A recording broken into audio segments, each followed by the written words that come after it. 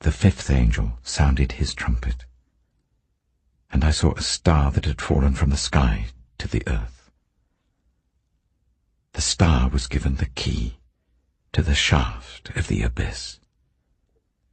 When he opened the abyss, smoke rose from it like the smoke from a gigantic furnace.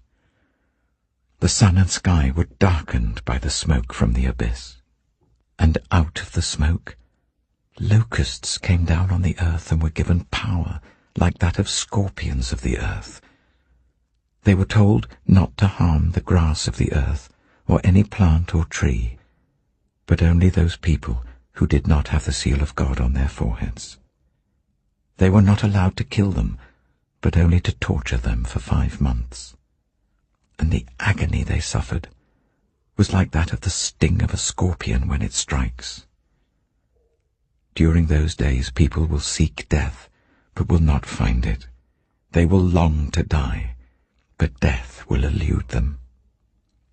The locusts looked like horses prepared for battle.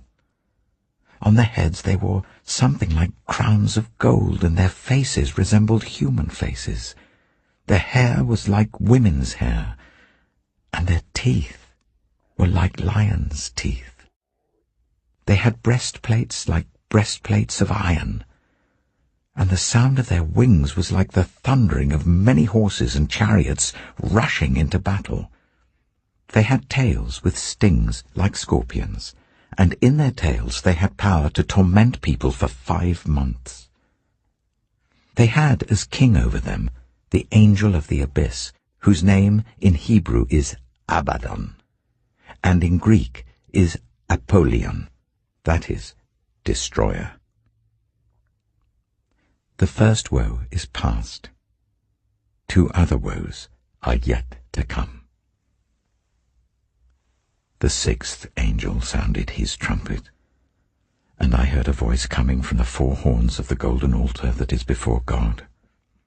It said to the 6th angel who had the trumpet, "Release the 4 angels who are bound at the great river Euphrates." And the 4 angels who had been kept ready for this very hour and day and month and year were released to kill 1/3 of mankind. The number of the mounted troops was twice 10,000 times 10,000. I heard their number. The horses and riders I saw in my vision looked like this. Their breastplates were fiery red, dark blue, and yellow as sulphur.